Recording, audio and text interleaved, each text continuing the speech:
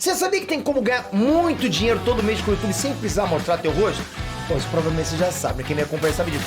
Hey Nerd, Trunks, não é o Peter aqui. Passando só pra falar que na descrição tem um link pra você aprender tudo sobre o YouTube. Tamo junto e fica com o corte.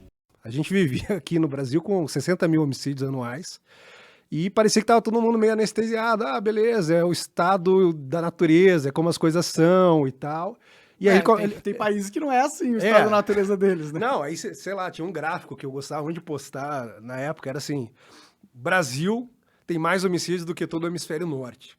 E aí, incluindo, sei lá, Rússia, incluindo China, incluindo toda essa galera. Sério? Bom, a China assim nunca pode saber realmente quais são os números, né? A gente não sabe os dados reais ali, mas, assim, de fato, quando você pegava proporcionalmente a morte por 100 mil, já era um negócio absurdo. E as pessoas tinham se acostumado com aquela realidade. Os pais que levavam, sei lá, os filhos iam para uma festa, ou saíam trabalhar, iam para a escola, ficavam apreensivos porque o moleque podia morrer por causa de um tiro ali, troco de um celular, de um trocado. Esse número? Cara, diminuiu bastante. E isso tá dentro dessa coisa que eu falei de criar as condições mínimas. Pra quanto que foi, você sabe? Em 2019, a gente bateu o primeiro recorde, que tem uma queda de 30% nos homicídios. Caralho, sim. isso é bem positivo. Foi muito positivo. E isso, assim, é uma coisa que, infelizmente, nós do governo também não destacamos tanto, mas vamos tentar destacar um pouco mais. E um outro dado, 2019 cai, 2020 mantém, 2021 cai de novo, se eu não me engano, mais 15%. Puxa aí, Mulan, pra gente as estatísticas de homicídio em 2021, vai. 2022 acho que já saiu o primeiro trimestre. Também caiu. Puxa aí quantas pessoas, antes era 60 mil, vamos ver 60 mil. Quanto que tá, né? Uma coisa que eu acho que pode ter ajudado nisso foi a facilitação da posse de arma pela população, né? Com certeza, com certeza. 40 mil, então caiu aí. Tá vendo? O menor número da série histórica. Isso é muito positivo, são 20 mil vidas que deixaram de ser perdidas, né? Isso é um valor inestimável. Ainda assim. tá alto, né? Tá muito alto, sim. Tá muito alto. Mas eu acho que um pouco da culpa dessa taxa alta de homicídio é a guerra contra as drogas, na minha opinião. Cara, pode ser, mas assim, se você pegar tudo que foi feito ali, primeiro você tinha um trabalho de inteligência a ser desenvolvido, que foi o que foi feito em 2019. Um pouco já vinha reconhecendo os méritos até do governo anterior, mas o Temer já tinha começado alguma coisa ali. Mas em 2019, o que a gente faz? Primeira coisa, agir com inteligência. Você tem as facções criminosas, que são um grande problema do Brasil, que são coisas gigantescas, que criam uma guerra civil no Brasil. Não lembro de cabeça as estatísticas, mas eu lembro de conversar com o pessoal da PM do Rio de Janeiro, por exemplo, e aí o número proporcional de PMs abatidos é maior do que o número de soldados americanos que morreram na Primeira e na Segunda Guerra Mundial juntas. Sério? Proporcionalmente. Caralho! Proporcionalmente. Você pega ali a cada 100 PMs do Rio de Janeiro, a cada 100 soldados na guerra, morreu mais. Então, assim, era uma guerra civil, só que era um negócio que estava meio encoberto. E a galera tava ali meio, é a normalidade, a vida do Brasil, o Brasil nunca vai mudar. Só que não era assim. Na década de 80 a gente não tinha esse índice. E uma coisa que eu, assim, como analista político, como alguém que estuda essas coisas, consigo reparar muito claramente que conforme a gente vai avançando ali uma certa revolução cultural, esse morticínio vai crescendo também. Porque, primeiro, você tem na cultura uma certa uma idolatria, até uma idealização do bandido. O bandido é quase o bom selvagem que se rebela contra o sistema capitalista, aí aquela ideia da vítima da sociedade. E, a gente vem quebrando isso. Daí, lá atrás, se não me engano, em 93, o Olavo de Carvalho, que é um cara que também muita gente fala muita coisa sobre ele, mas que é um cara foda pra caramba, ele escreve um livro chamado Nova Era e Revolução Cultural. E nesse livro ele analisa ali Gramsci, ele inclui, eu acho, Gramsci numa perspectiva mais conservadora e até liberal, os liberais bebem dali, uma leitura sobre os riscos de Antônio Gramsci para a cultura brasileira, a ideia de construir uma hegemonia cultural. E uma das coisas que ele aponta ali é justamente essa. Ele tem um texto que é Bandidos e Letrados.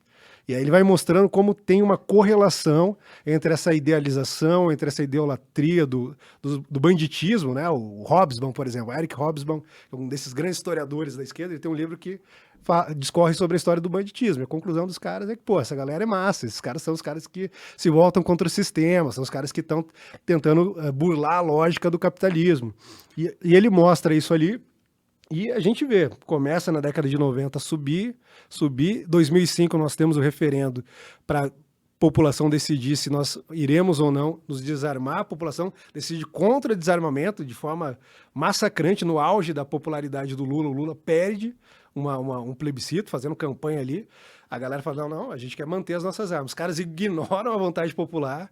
Isso é uma das poucas coisas que a gente sabe com certeza qual é a vontade da população. Os caras ignoram isso e aí desarmam todo mundo e aí explode de vez. Explode com narcotráfico, explode com uma série de coisas e chega num ponto que, como eu falei, 60 mil homicídios anuais. Sim. E aí aparece o Bolsonaro falando, porra, tem que fazer alguma coisa sobre isso. E aí tem aqueles discursos, tem um discurso bastante famoso dele que viralizou, acho que em 2013, que ele começa a falar ali que aquela coisa, pô, o que a gente tem que fazer com esses caras é isso, isso, isso. Ele fala, é só não matar, não roubar, não estuprar que você não vai pra lá, porra. Aí os caras, não, mas não sei o quê. Ele fala, a melhor coisa que tem no Maranhão é o presídio de Pedrinhas, que na época tinham cortado a cabeça do outro.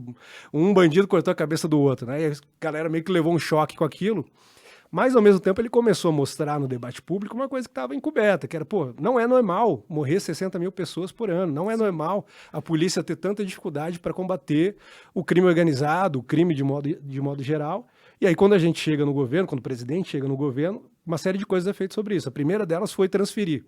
Então, a gente tira os caras do PCC, não vai ficar mais em cadeia do estado de São Paulo, vai para outro estado, ainda que segurança máxima, para o cara não sofrer nada e tal, mas onde o estado de outra facção. Aí você pega os caras do Comando Vermelho do Rio, leva para outro lugar. Aí você começa a liberar também para a população meios de se defender, que é, além de um direito, o direito é um dever. Porra, eu na minha casa, tá eu e minha mulher lá, um invasor tá lá, é meu dever proteger ela. Claro. Não é o dever do Estado. Pode ser também. Não, é também, né? Mas, assim, o Estado não vai chegar lá... É um dever Ele não derivado. vai se teleportar para sua casa, né?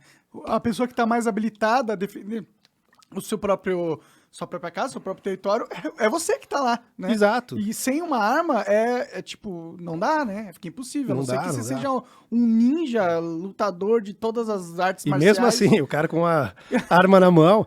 Cara, assim, uma coisa que me dava muito desespero, eu via aquelas histórias, sei lá, eu lembro muito claramente um caso que teve em Orlando, nos Estados Unidos, de tiroteio, né? E aquela coisa dos celulares tocando e a família tentando falar com...